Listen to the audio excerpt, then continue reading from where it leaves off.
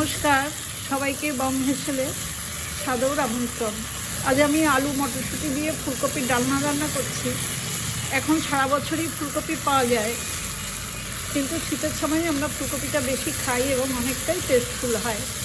সম্পূর্ণ নিরামিষ এই ফুলকপির ডালনা আমি এখন আপনাদের দেখাবো আমি কীভাবে এই রান্নাটা করছি। ফুলকপির ডালনাটা করব বলে মিডিয়াম টু হাই ফ্লেমে একটা কড়াই বসিয়ে তাতে পরিমাণ মতো গরম জল করে নিয়েছি। সেই জলে আমি একটা মাঝারি সাইজের ফুলকপি মাঝারি সাইজ করে কেটে কিছুক্ষণের জন্য ফুটিয়ে নেব। অল্প সময়, সেদ্ধ করব না। কিন্তু এই ফুলকপিতে বেশিরভাগ সময় নোংরা বা পোকা থাকে, সার থাকে, বিভিন্ন কেমিক্যালস থাকে। সেই জন্য একটু গরম জলে একবার ফুটিয়ে নিলে সেই জার্মসগুলো নষ্ট হয়ে যায়। জলটা কিন্তু সামান্য ফুটে উঠেছে। এই অবস্থাতেই আমি গ্যাসের ফ্লেমটা অফ করে দিয়ে ফুলকপিগুলো একটা স্ট্রেনারে ঢেলে জল ঝরিয়ে নেব। এবার কড়াইতে আমি পরিমাণ মতো সর্ষের তেল দিয়েছি। তেলটা গরম হয়ে গেছে, এর মধ্যেই দিয়ে দিলাম ফুলকপিগুলো। ফুলকপির মধ্যে আমি হাফ চামচ মতো লবণ দিয়ে দিলাম আর খুব অল্প পরিমাণে গুঁড়ো হলুদ। গ্যাসের ফ্লেমটা লো টু মিডিয়াম করে দিয়েছি। দিয়ে এই ফুলকপিগুলো খুব ভালো করে কষিয়ে নেব বা অল্প ভাজা ভাজা করে নেব।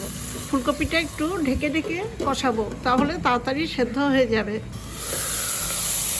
প্রায় 7-8 মিনিট সময় নিয়ে দেখুন কপিটাকে খুব ভালো করে কষিয়ে বা মজিয়ে নিলাম। ফ্লেমটা আমি মিডিয়াম টু হাই করে দিয়েছি। এই অবস্থায় ফুলকপির টুকরোগুলো আমি নামিয়ে নেব। কষিয়ে নেওয়া ফুলকপিগুলো আমি নামিয়ে নিয়ে কড়াইতে আমি আবার সরষের তেল দিয়ে দিয়েছি 2 টেবিল চামচ। তেলটা গরম হয়ে গেছে। এখন একটা তেজপাতা মাঝখান দিয়ে ভেঙে ফোড়নে দিলাম আর দিলাম হাফ চামচ গোটা জিরে। ফোড়নটা ভাজা হয়ে গেছে। 2টো আলু আমি এরকম চৌকো করে কেটে নিয়েছি। এই আলুগুলো কাটার পরে খুব ভালো করে ধুয়ে জল ঝরিয়ে নিয়েছি। আলুতেও আমি কিছুটা লবণ দিয়ে দিলাম। এই আলুর টুকরোগুলো আমি একটু ঢেকে ঢেকে ভালো করে ভেজে বা কষিয়ে নেব। আলুর টুকরোগুলো আমি 5-6 মিনিট সময় নিয়ে ভালো করে ভেজে নিলাম।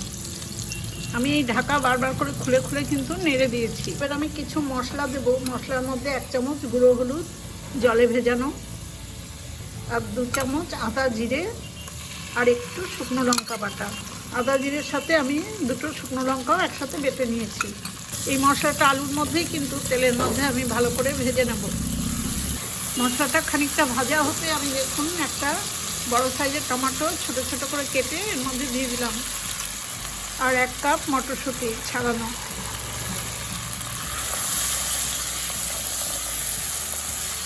আবার ঢেকে দিলাম লো টু মিডিয়াম আছে। আমি এই ঢাকা দিয়ে মটরশুঁটি আর টমেটোটাকে ভালো করে মজিয়ে নেব। আবার আমি 7-8 মিনিট সময় নিয়ে আলু, মশলা, মটরশুঁটি সব খুব ভালো করে কষিয়ে নিলাম। টমেটোগুলোও দেখুন নরম হয়ে যাচ্ছে। আলু আর ফুলকপিতে আমার লবণ দেওয়া ছিল। এবার একটু তরকারি পরিমাণে হাফ চামচ মতো লবণ দিলাম। সমস্ত মশলা ভাজা ভাজা হয়ে গেছে, তেল ছেড়ে এসছে। এই অবস্থায় আমার ভেজে রাখা বা কষিয়ে রাখা ফুলকপিগুলোও দিয়ে দেবো। আলু এবং মশলার সাথে আমি ফুলকপিটাও খুব ভালো করে মিশিয়ে নিলাম। এবার পাশে বার্নারে গরম জল আছে, সেই জলটা পরিমাণ মতো দেব।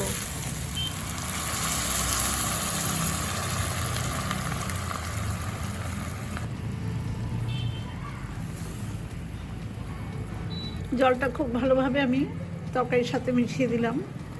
লো টু মিডিয়াম আছে আমি রান্নাটা আবার একটু ঢেকে দেবো। 5 মিনিট পর আমি ঢাকাটা খুলে নিচ্ছি। আলু এবং ফুলকপি খুব ভালো সেদ্ধ হয়ে গেছে। 1 চামচ আখের গুড় দিলাম। আমি এটা 1 চামচ চিনির বদলেই দিচ্ছি। চিনিটা একটু এড়িয়ে চলার জন্য গুড় দিলাম। সুগারের রুগী কিন্তু গুঁড়ো খাবে না, চিনিও খাবে না। রান্নাটা প্রায় হয়ে গেছে। 1 চামচ গরম মশলা একটু জলে গুলে দিয়ে দিলাম। গরম মশলাটাও মিশিয়ে দিলাম। সব শেষে দিলাম 1 চামচ ঘি।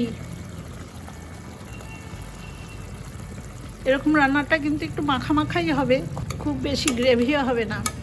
এটা মিশিয়ে দিয়ে আমি রান্নাটা আবার ঢেকে দিলাম, গ্যাসের ফ্লেমটাও অফ করে দিলাম। এই ঢাকা অবস্থায় এখন 3 মিনিট মতো রেখে তারপর আমি গরম গরম বাটিতে সার্ভ করব। আলু মটরশুঁটি দিয়ে ফুলকপির ডালনা রান্নাটা আমার একদম হয়ে গেছে। আমি একটা বাটিতে এখন সার্ভ করে দিচ্ছি।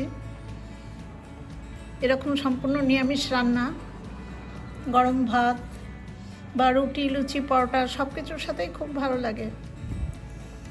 নিরামিষ দিনে এরকমভাবে রান্না করলে বা যে কোনো দিনই করা যায়।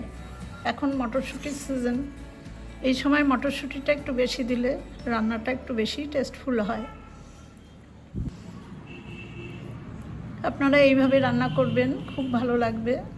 আমার এই রান্নার রেসিপিটা দেখে আপনাদের যদি ভালো লাগে তাহলে আমার ছোট্ট চ্যানেলটাকে সাবস্ক্রাইব করে আমার পাশে থাকবেন, বেল আইকনটাও প্রেস করে দেবেন, লাইক করবেন, শেয়ার করবেন আর কমেন্টস করে জানাবেন কেমন হলো।